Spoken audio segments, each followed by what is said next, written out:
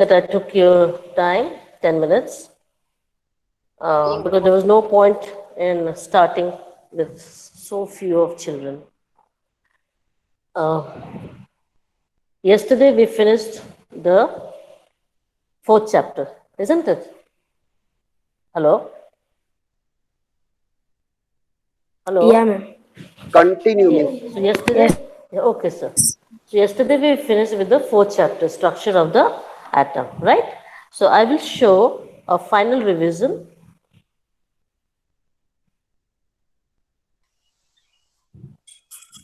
with PPT. Okay? Okay, ma'am. ma'am. Okay, beta. એક minute miss જો બેટા જ્યાં સુધી લેક્ચર ખતમ ન થાય ને ત્યાં સુધી છે ને તમે ડાઉટ નોટ ડાઉન કરી લખજો ને પછી પૂછજો બરોબર અને માઇક ખોલ બંધ નહીં કરતા please. Thank you, sir. Thank you, sir. Okay, can you see this picture? One on the left hand side. It has got a dark red in color, the center portion, that is nucleus. And the small dots in yellow, green, and blue, those are electrons moving around the orbits or around the nucleus in their orbits. Understood?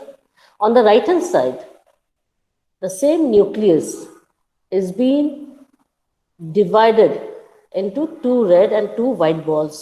Those are protons and neutrons. Did you understand?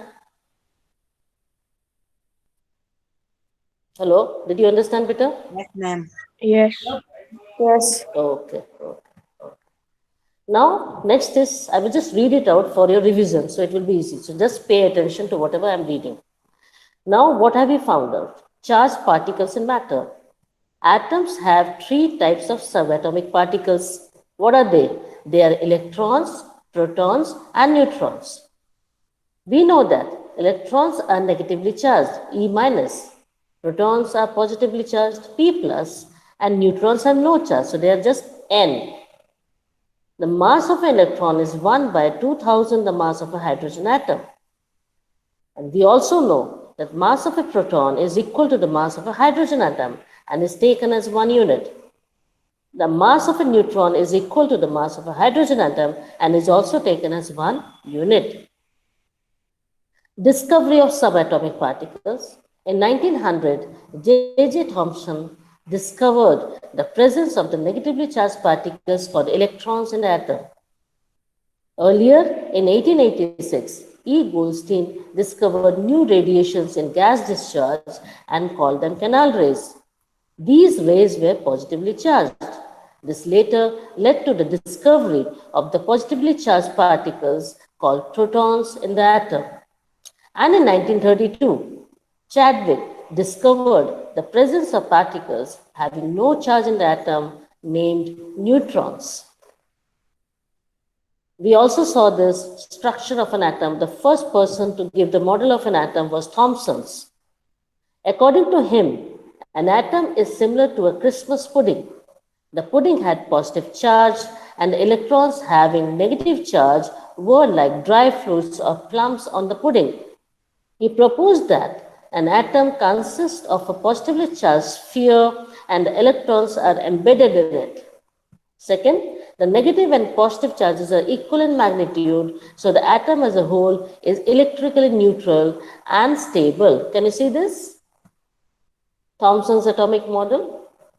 Number of electrons is equal to Yes. number of protons. Understood, beta? And this one is the Christmas pudding with negatively electron plums embedded in it. This is just a revision. Whatever we did in the last 3 days, I'm showing it in the form of slide.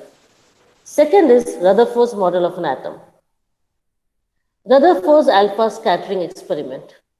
Rutherford allowed a beam of fast-moving alpha particles having positive charge to fall on a thin gold foil. And what was his observation? First, most of the alpha particles passed straight through the gold foil.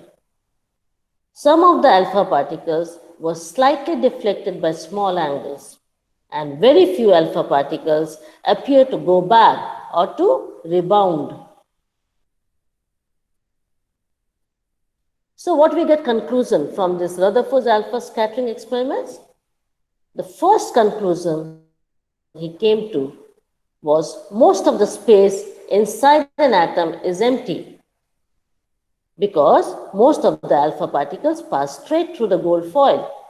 Second, the atom had a small nucleus having positive charge because some of the alpha particles having positive charge were slightly deflected by small angles. Third, the size of the nucleus is very small compared to the size of the atom because very few alpha particles appear to rebound, go back, and most of the positive charge and mass of the atom we know is present in the nucleus. So what is the mass of the atom? Proton plus neutron. I hope you know that. Then we come to Rutherford's model of an atom shows what? With the disadvantage, what actually it achieved. According to Rutherford, an atom has a positively charged nucleus in its center and most of the mass of the atom is in the nucleus. Second, the electrons revolve around the nucleus in different discrete orbits. Third, the size of the nucleus is so small compared to the size of the atom. So these were the three postulates Rutherford observed after doing his experiment. What were the disadvantages of Rutherford's model? Any particle in a circular orbit would undergo speed or undergo acceleration, increase in speed, and during this process, the charged particle would give out certain energy. So the revolving electrons obviously would lose energy. And what will happen? It will fall into the nucleus and the atom will become unstable. And we already know that atoms are stable. So this does not fit in Rutherford's model of the atom. Next one is Bohr's model of an atom. The first hypothesis what he came across was that an atom has a positively charged nucleus at the center and most of the mass of the atom is in the nucleus. Even Rutherford said the same. The electrons revolve around the nucleus in special orbits called discrete orbits. Third, these orbits are called shells or energy levels and are represented by the letters K, L, M, N or numbered as 1, 2, 3, 4. The last one is, while revolving in this distinct orbits, the electrons do not give out energy. So this is what is different than the Rutherford. Rutherford said that it gives out energy, whereas Bohr said it does not give out energy. Now you can have a look of the shells or energy levels in an atom. I hope it is clear. In the center you can see positive showing that it is the charge of the nucleus. Because neutron does not have any charge, proton has got positive charge. So positive plus no charge becomes positive. Understood, beta? Then 1, 2, 3, 4 shell. That is, first one is K shell, second one is L shell, third is M, and fourth is N shell, and so on. Now, how these electrons are distributed in different shells? This suggestion was given by Bohr and Bury. They followed certain rules. The formula of 2n square, where n is the number of the shell as 1, 2, and 3. We have already seen yesterday that if I put n is equal to 1, so 1 square becomes 1, so 2 into 1 is equal to 2 electrons. So K shell will have 2 electrons. If I go to L shell and so forth, just in the place of you have to put 2, 3, 4, so and so forth. Okay. So maximum number of electrons which can be filled in the outermost shell is always 8, not more than that. And if inner shells are not completed, are not filled up, you cannot go to the outer shell. So first inner shell has to be filled, then only the outer shell will have electrons. Now this is the composition of the atoms of the first 18 elements. This tabular form also we had done. According to this, we have found out the valency. So I will take randomly 1 or 2. For example, I take carbon. Carbon has got 6 electrons in the outermost shell. So what is the distribution? 2 and 4, right? So how many electrons there in the outermost shell? 4. So what is the valency? 4. Now I take up oxygen. Oxygen has got 8 electrons. So it is 2, 6. So how many electrons in the outermost shell? 6.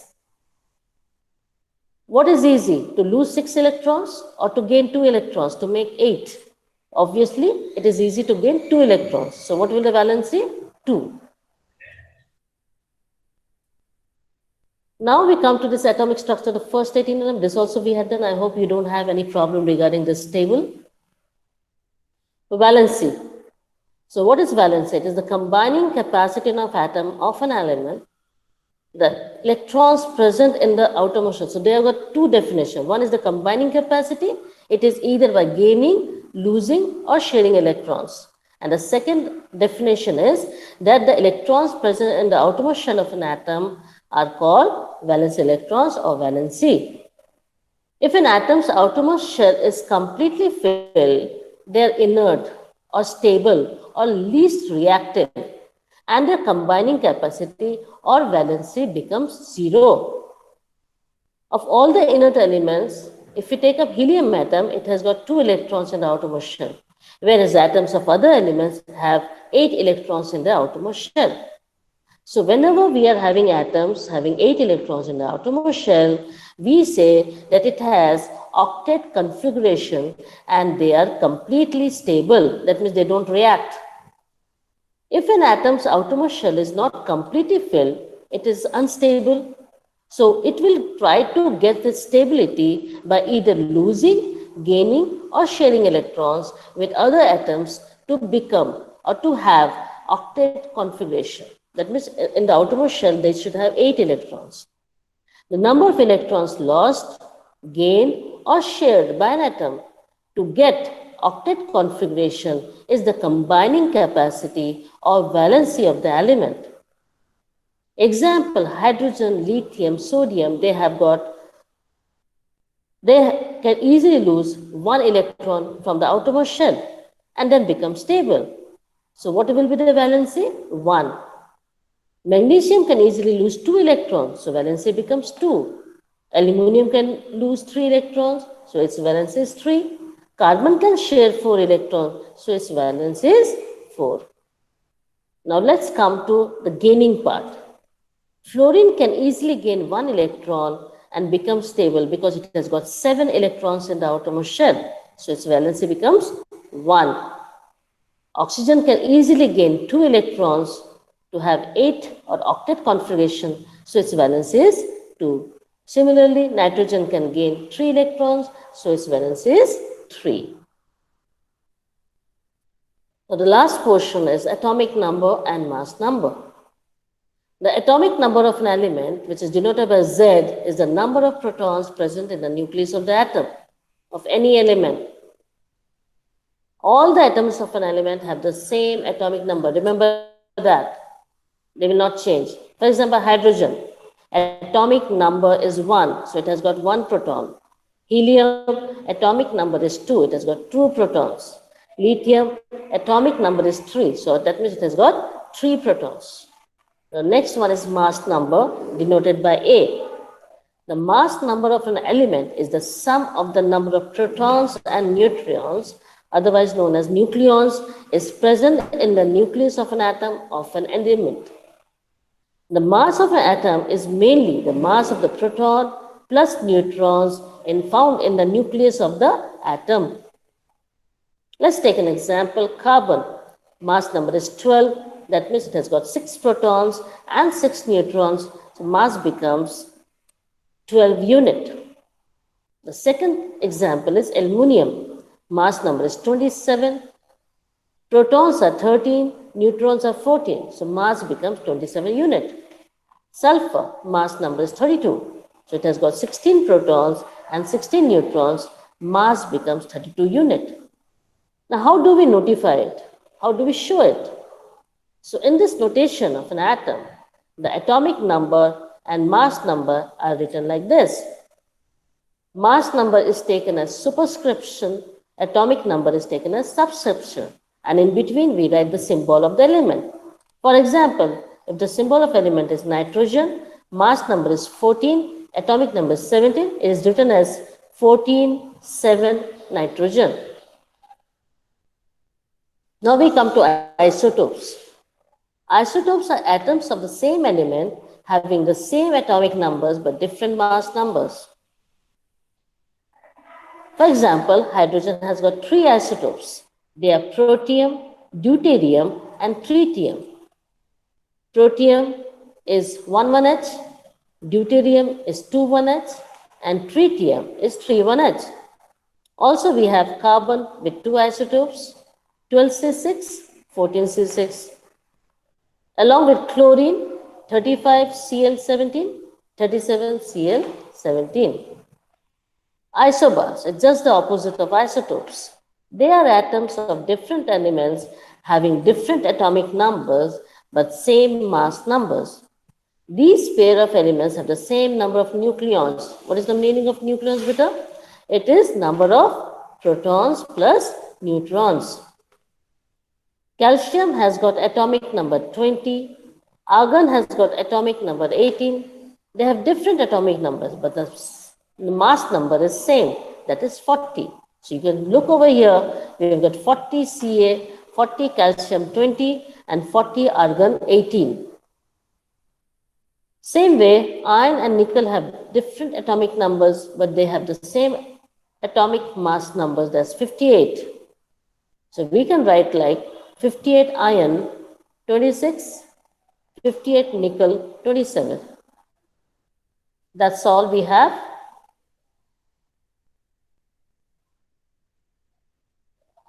I hope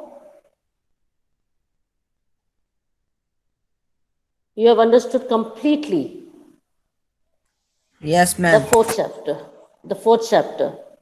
The slideshow must have explained everything very nicely, isn't it? Yes. I'm trying my best to make it, I'm trying my best to make it easy better. But still, if you have any problem, you can stop me. You can stop me in between and you can ask me if you are confused somewhere. Okay? Now we come to matter in our surroundings. Now we are starting with the first chapter all over. Is it clear, children? Yes, ma'am. Hello? Yes, ma'am. Okay. So, I may be asking you certain questions in between, so be careful. Be with me. So, we start with matter in our surroundings. Now, if you look around, we have varieties of things, different shapes, different sizes, different colors, different textures. What is called textures? When you touch it, whether it is smooth, whether it is rough, this is called as texture. Now, whatever you see in the universe, it is made up of certain material.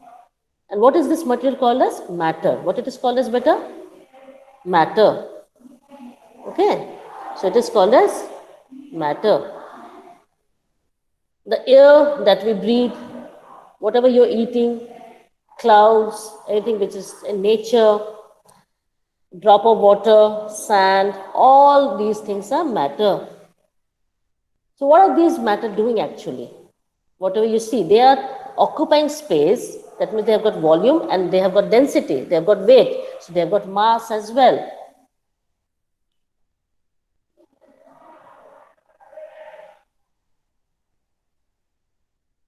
Since long time, humans were trying to understand where are they living. So Indian philosophers, they classify this matter in 5 basic elements. That is called as Panch Tattva. Panch means 5, Tattva means matter. Basically, they are known as air, earth, fire, sky, and water. So according to them, what was that? That whatever you find over here on earth, around us, in surrounding, it may be biotic or abiotic. All of them are made up of these 5 basic elements. Also, Greek philosophers agreed to it. But nowadays, in this modern era, scientists have come up with 2 types of classification based on their physical properties and chemical properties. In this chapter, we are going to focus on physical properties. Did you understand the introduction, Peter? Yes. Okay, thank you. So if you say yes, then I can proceed. Okay, if you have any problem, then I will redo it again. So the first one is physical nature of matter. Now, for many generations, there were people who were thinking differently. So there were two schools of thought that what actually is the nature of matter. One school believed that there's a continuity, like you take a huge log of wood, so it is a continuous. Okay. Whereas other people thought that matter is made up of particles like sand. Understood? They are separate. The first school thought that it is continuous. The second school thought that it is not continuous, but it is like pieces, it is like particles. Hope you understand. Now we will do one activity to show whether it is continuous or particulate. You will give me the answer. Okay, beta? We will take a beaker. Half the beaker will fill with water and we will mark the level of the water. Takes little bit of salt or sugar and dissolve it with the help of glass rod. Do you find any change in water level? This is my question to you. Children, do you find any change in the water level when I dissolve sugar or salt in that amount of water? No, ma'am. Big Salman. No, one. ma'am. No, ma'am. Yes, no, ma'am. Good, Ma'am, good. big one. No, ma'am. No, no. Good, Because it is in the good, water, good. that's filled up with the That's it. salt or the sand. That's it. That's it. Why? Because Why? there's Why? empty Why? space Why there's like no particle. change in level? That means you mean to say that there are lots of spaces in between, Ah, and all these particles have filled those spaces, isn't it? yes. Hello? Yes, ma'am. Okay, done, done. So you're absolutely right. You're right. Okay. Thank you. So now the idea came to it that matter is made up of particles. Now we have confirmed it. That is not continuous, but it is made up of particles. Understood? So salt or sugar has spreaded, has distributed itself throughout the water. It's not that it is in one portion, but throughout the water it has distributed itself. Okay. So now we have come across that matter is made up of particles, confirmed. Now we have to see how are these particles, whether they are big or small.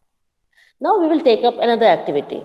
We'll take one potassium permanganate. It has got violet color. So we'll take few crystals and dissolve in 100 ml of water.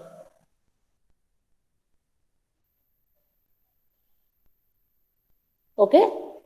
Now take little of this solution, there's 10 ml of this solution, and put it in 90 ml of water. Why 90 ml? Because I have to make it 100 ml. Okay.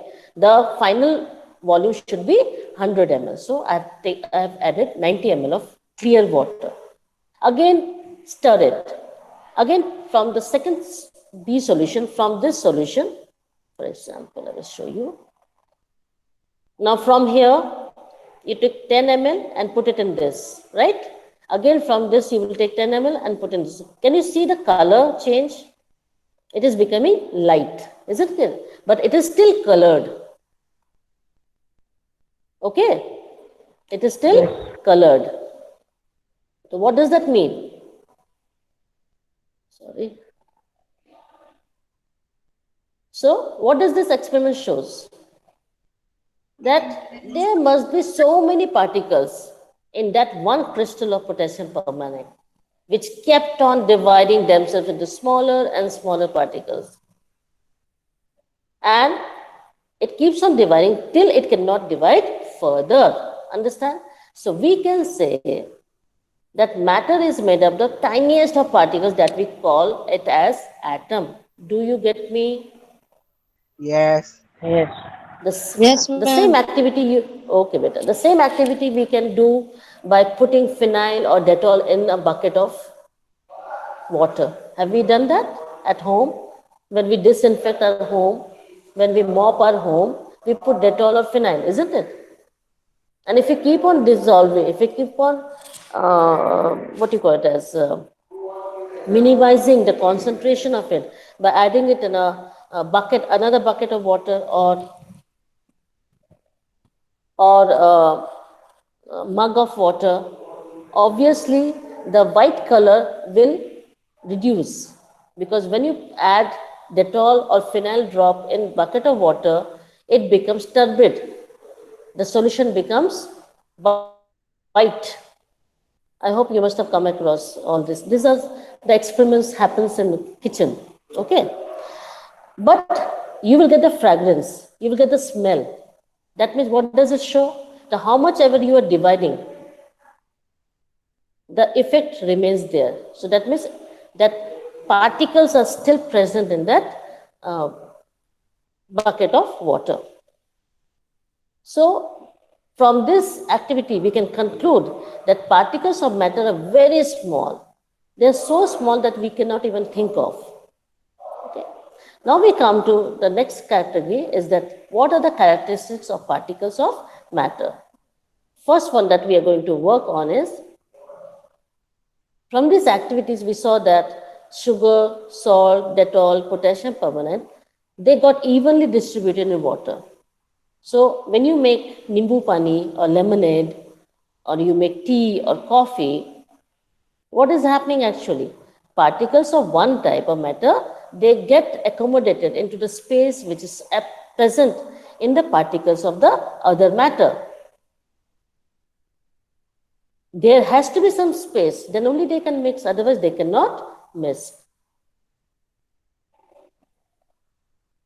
Understood? So this is the mixing quality of matter.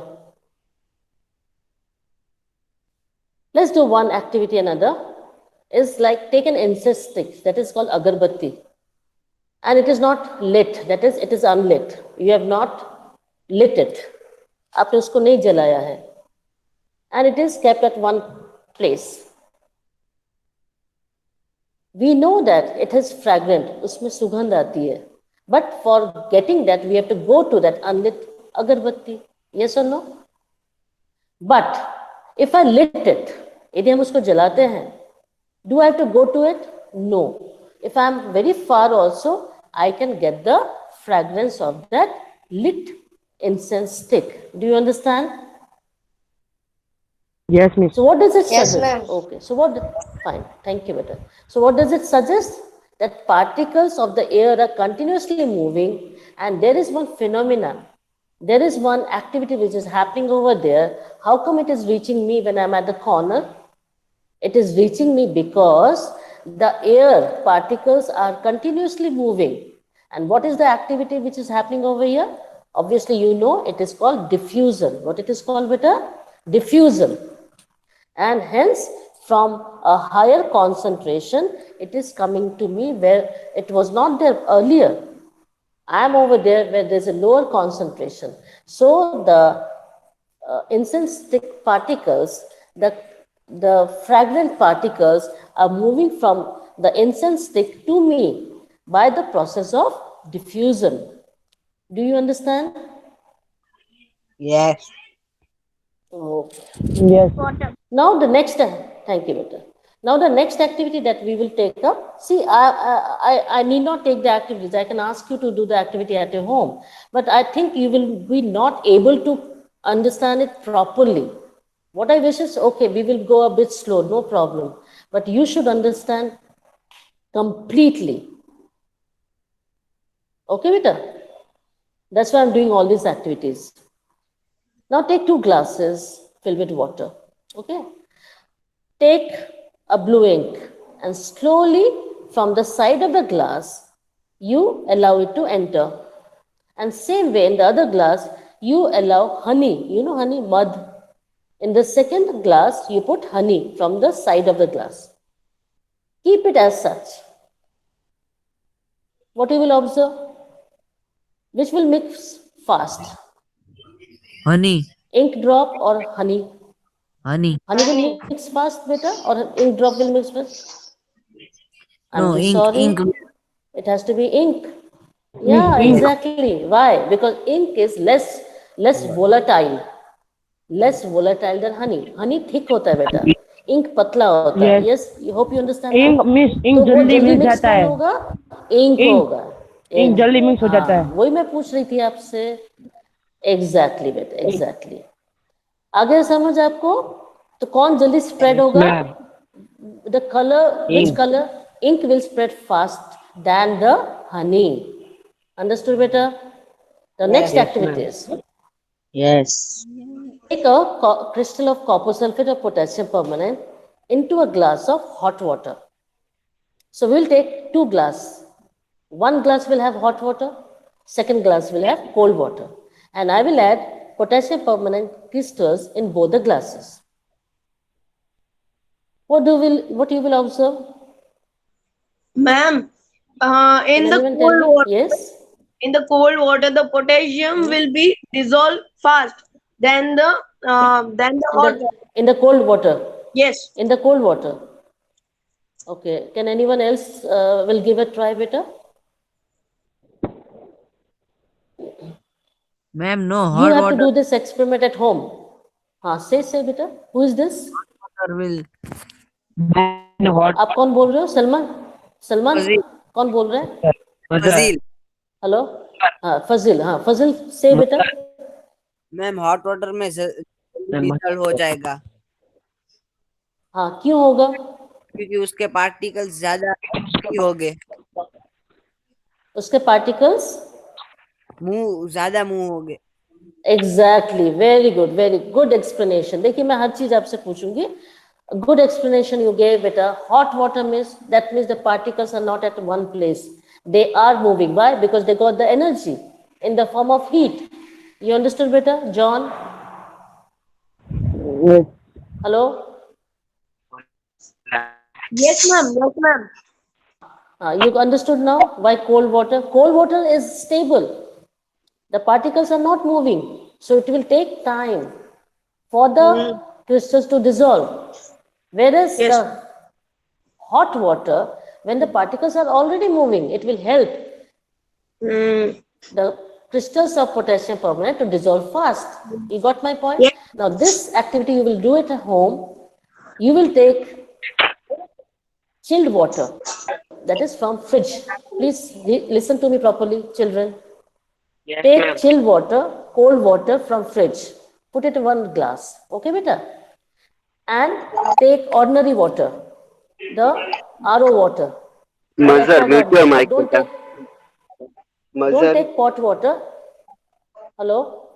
Don't take pot continue. water. Take, sir. Take RO water. Okay? And take 1 spoon of sugar and add in both. 1 teaspoon of sugar in aquaguard water, 1 teaspoon sugar in chilled water, that is cold water. Keep it as it is. Just stir once and keep it as it is. After 10 minutes, see which one has dissolved and report to me tomorrow. Or in the WhatsApp or in the 5 to 6 time, you can call me and let me know what activity you did. What is the answer you got? Is it clear? Children, this is the activity I'm asking you to do at home. Yes. Okay, ma'am. Okay, so your confusions will go off. So what is the rate of mixing with temperature? It is different. In hot water, it is faster than the cold water. So all these activities we did, and what we found? That particles of matter are continuously moving. And if it is continuously moving, that means it has got which energy, beta? Kinetic energy. I taught you in 8th standard. I hope you remember. So anything which is moving has got kinetic energy. When the temperature is increasing, obviously particles will start moving fast. So increase in temperature, obviously the kinetic energy of the particles will increase. So these activities we observe that particles of matter, they are mixing with each other. Okay? How they are doing? By getting into the spaces between the particles, which are available between the particles. When this intermixing of particles takes place between two types of matter on their own, this is called as diffusion.